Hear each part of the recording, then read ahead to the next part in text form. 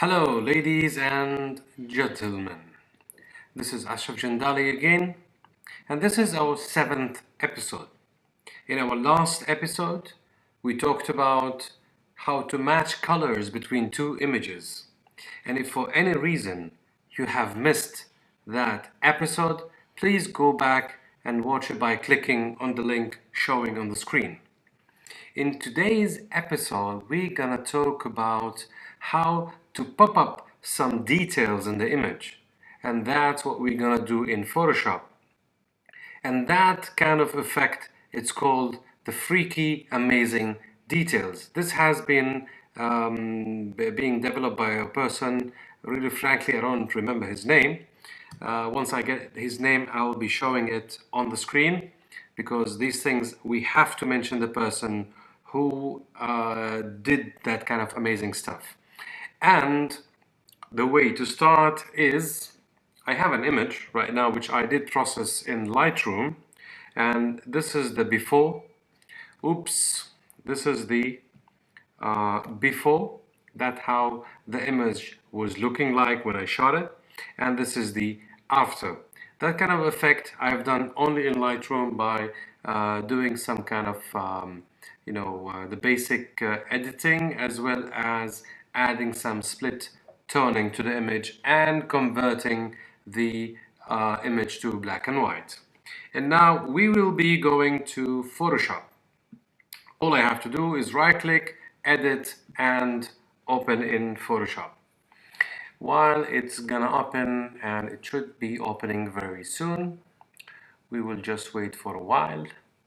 I may be having a slow Mac somehow.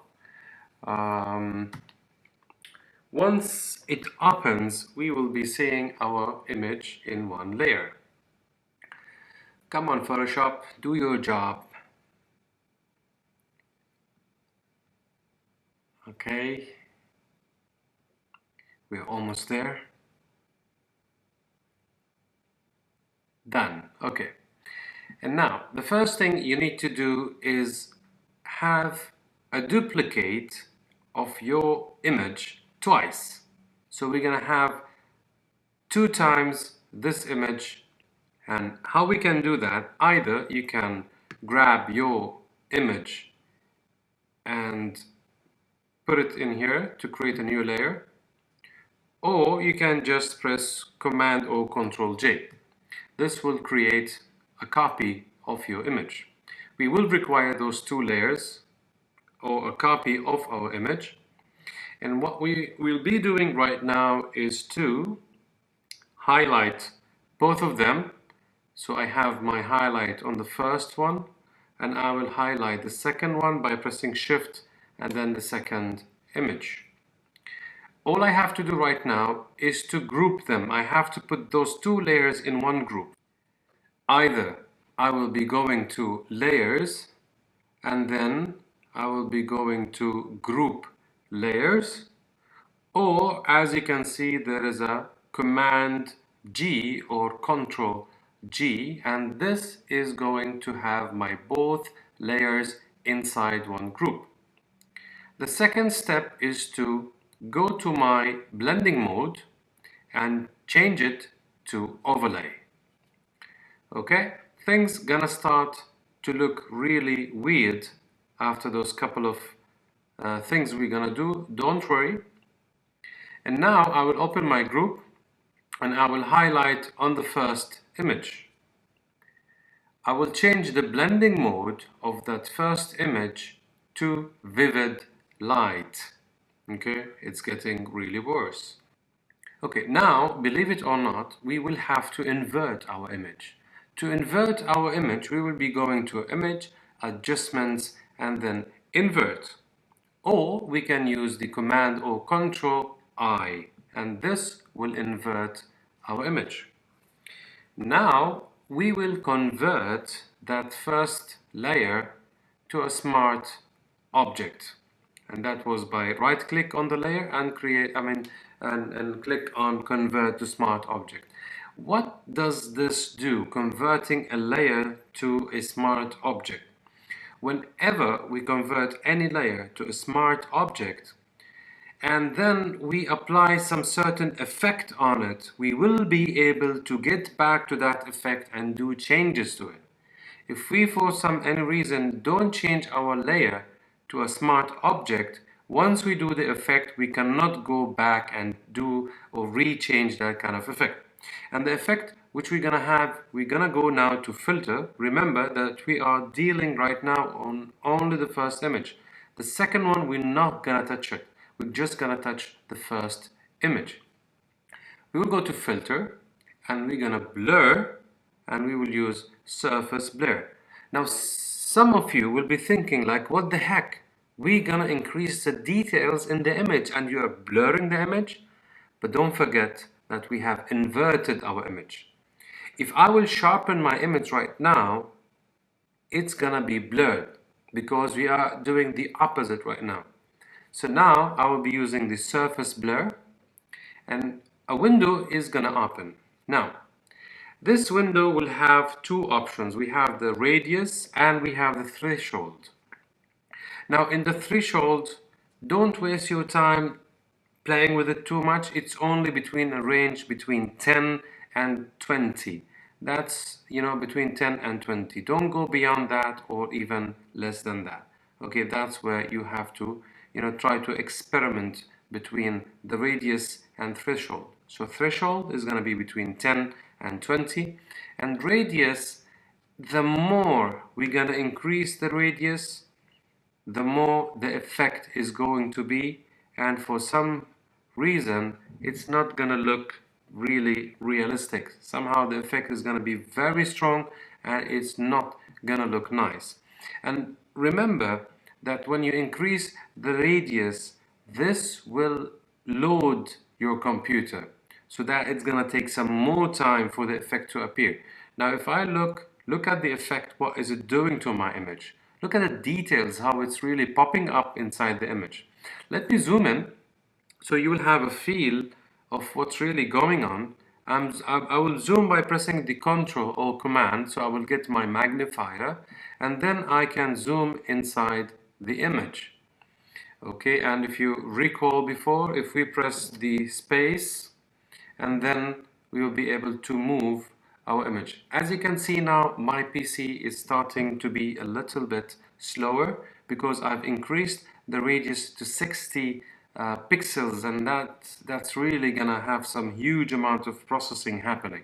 So yes, this is the before and this is after. Look at the details which are appearing in the shadows. That's the point. What this effect is really doing, it will pop up the details inside the shadows and you will get really some details out of nowhere. I think I'm satisfied with this. Let me zoom out. No, I'm not really satisfied. That's really too much. I'm just gonna reduce it to 45. That should be fine. Okay. And remember, the way I like to do it, I like to increase the effect a little bit more, and then I can go back to my opacity and reduce it. Now, with this effect, I'm fine with this, and I'm just gonna click OK. Now this will be taking really good time for it to finish, so I will be back once this is done. Okay, and now after the filter has done its work, it's really taken some time, and this depends on your computer. If it's really fast, it will do it fast. If it's slow, it will take really good time, but it's really worth it. Now, as you can see, this is the before and this is after. Hopefully, if you're watching this video in HD, you will really see the effect. So this is before and this is after. Now, it's a bit too much, so I can reduce it. And remember that this is the group. What's inside this group will be all my effect. And now I can just reduce the opacity to an amount which it should be reasonable and looks, good, and depending on your taste as well. So that's before and this is after. And also the good thing about that is you can add a mask to the group. So if I add a mask, Now if I convert that mask to black, so I can press shift and then the backspace, and then I can fill this mask to black. You can use black and I'll say okay.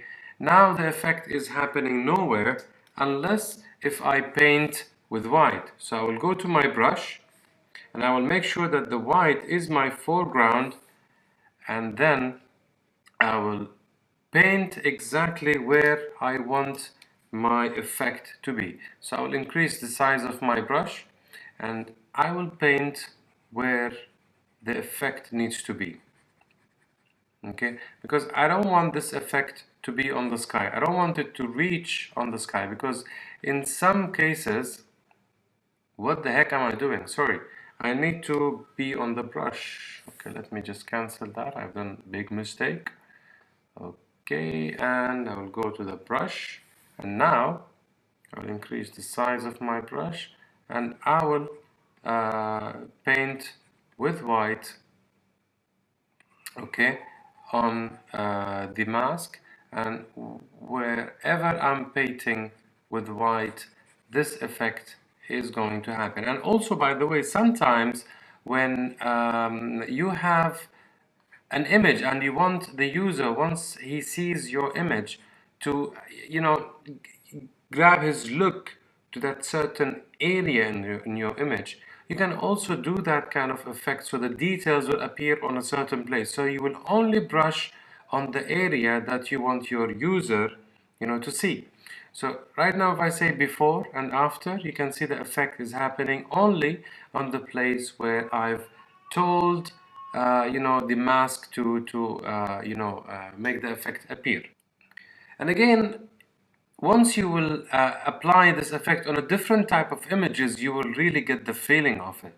So I hope that you will find this tip in this episode informative for you. If you do so, please don't forget to like in YouTube.